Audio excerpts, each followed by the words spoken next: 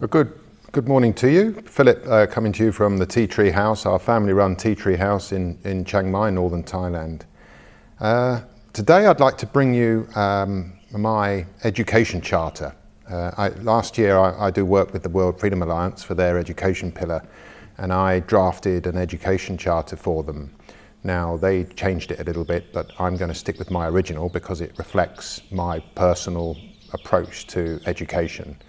And I'm presenting this education charter as the basis and foundation for an entirely different kind of education to the orthodox mainstream school systems that we have, which in other videos and in future videos you won't find me talking kindly of, because in my view we basically get an anti-education. We're not helped, and when we come to adulthood, instead of being confident, creative, curious people, we're not. I wrote an ebook to encompass this charter, and the ebook is called An Education Charter and Framework for the Healing of Humankind. Now, I'd like to present this charter. It's based around, it's got 5 values and 12 principles. We live in a hurly-burly world. It's going so fast. We've got information coming at us left, right and centre. And sometimes it's very difficult to take stock and remember and realise what's the purpose of being human. The purpose of being human, presumably, is to enjoy life, not to suffer. And all my life I've seen an inordinate amount of suffering, and especially in people who are not looking for their next meal and not looking for a home or a shelter. So let's get on with this. I've got a quote I'm going to begin with, and it's for you to think about this quote. This video you may want to pause from time to time, or watch it all in its entirety and then watch it again, because there's a lot of good content in here. And bear in mind this is from my ebook, so I will, and the ebook's free, so you can look for a link in the description and you'll be able to get your copy. The quote: "Today's society is yesterday's classroom. Today's classroom is tomorrow's society." And added to that is a quote from Mark Twain from the 1800s. And he is quoted as saying, "I never let my schooling interfere with my education." So you can put those 2 quotes together. Now, a couple of questions for you, and I am referring to my ebook here, and this is food for thought, so you can either pause the video or watch it again and then pause and play. Some questions for you to think about, and ideally you can talk to a friend or a family member about these and see what you think. Number 1, what is education? Number 2, what should education's purpose be? Number 3, who are the educators? Number 4, what makes for a good teacher? And number 5, what do you think about the quote that I've just quoted you? Does the classroom lead into society, or does society lead into the classroom? Now, a little bit of an introduction, tiny introduction, I'm going to read it.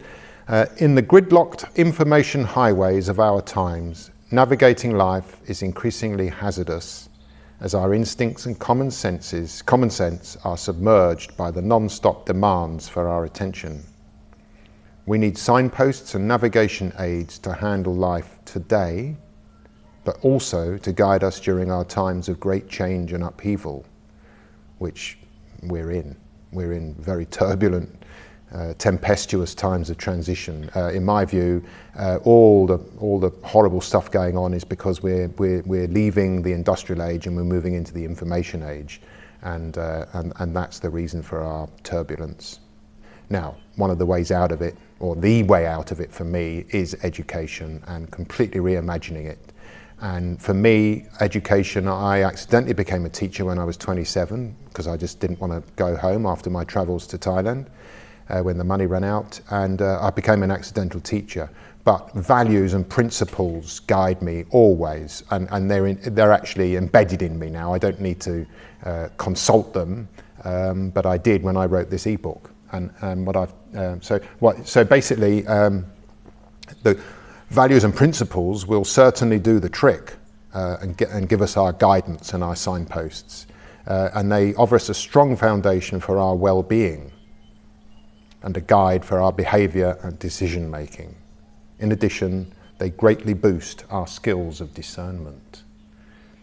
So now I've got 5 values and I've got 12 principles. You don't have to have the same ones. You may want the same ones. You may want to change some. You may think they're perfect as it is. You might not like any of them. I don't think so. But here is a starting point, and the best thing you can do is, well, get my ebook and then you've got it all in writing. But if you can talk with your children or your friends or fellow teachers or whoever you are and whoever you work with and have relationships with, discuss these values and principles and see if you agree upon them, and work out. You don't have to have this many, but you could say, well, I want 2 values and 2 principles to get me going. So, the values come first. What we want from education is informed by what we want from society and the world at large. By establishing a set of agreed upon values in the classroom today, we create the tomorrow that we would like in our world.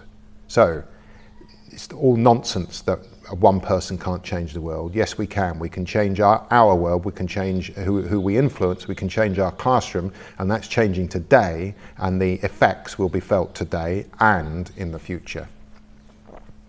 By living out such values as adults in the world at large, we offer a role model for children.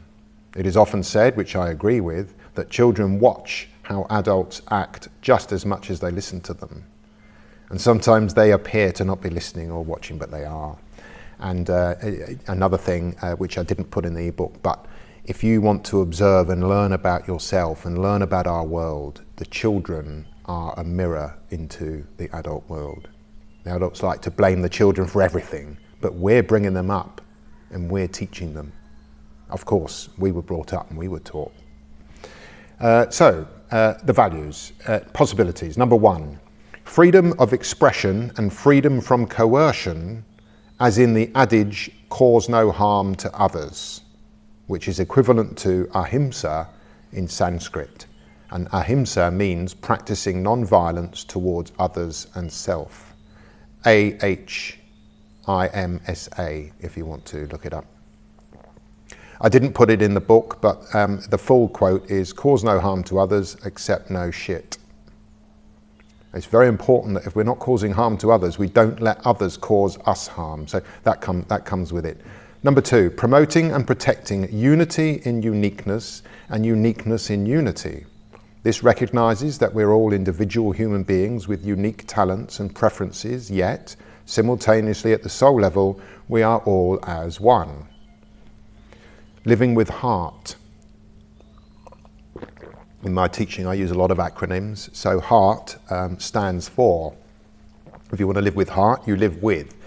H for honesty, E for empathy, A for awareness, R for responsibility, and T for trust.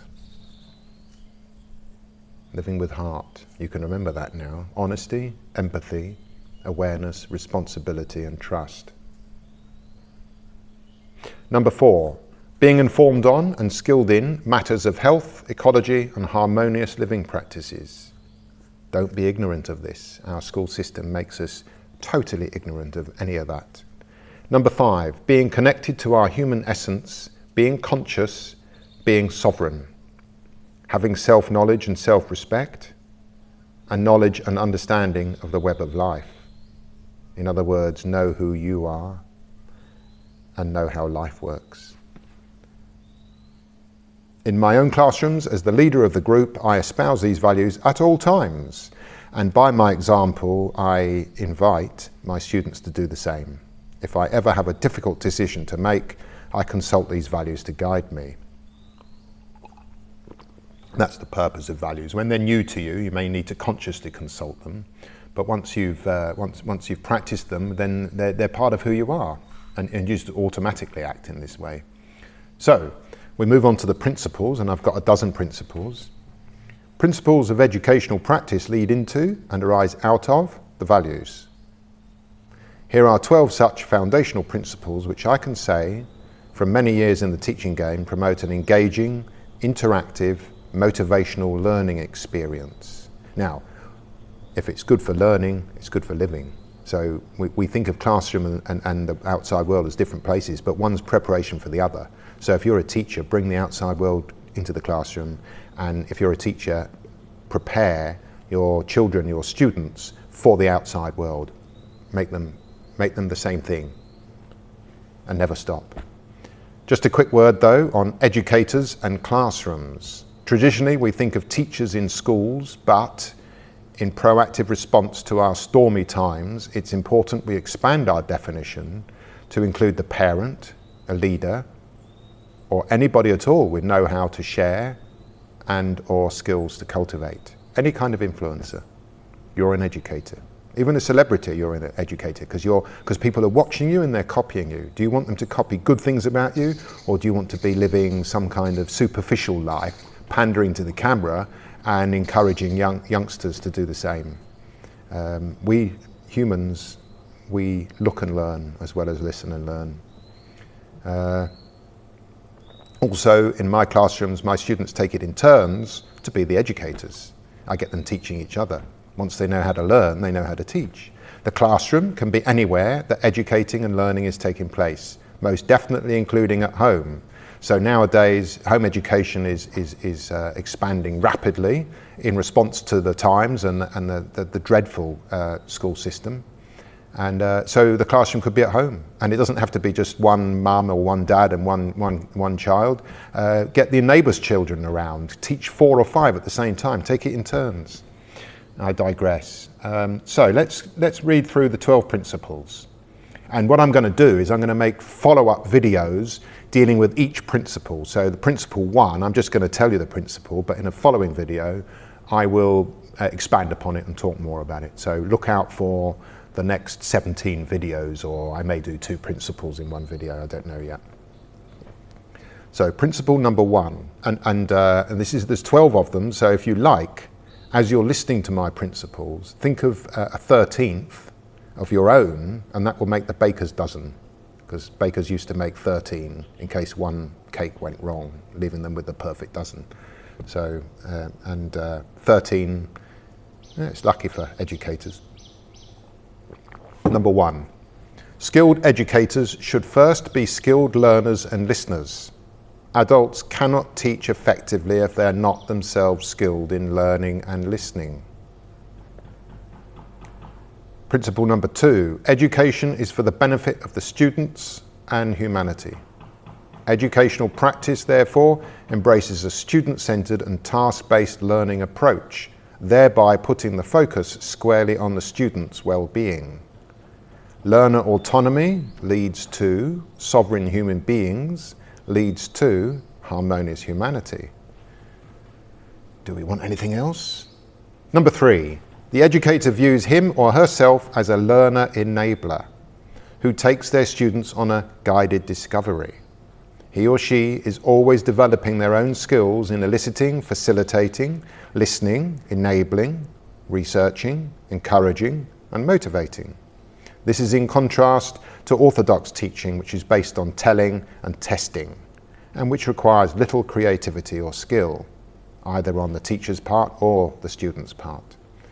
Learning requires attentive input, productive output, and reflective time, and good teaching provides for this. Communication, teamwork, and social skills are constantly developed and mastered by all group members, including the educator. Principle number 4. The learning environment is emotionally and psychologically supportive and non-threatening, and the educator is responsible for creating and maintaining such an environment. Fear is the killer of the human being, and if you're worrying about looking stupid or being shown up or being labelled a troublemaker because you want to understand and ask a question, you're not, the learning's gone, it's gone out the window. No fear, only encouragement. Number 5, educators conduct their work with heart. encouraging and empowering their students to do the same by their own example. Can you remember what HEART stands for? H stands for honesty. E is for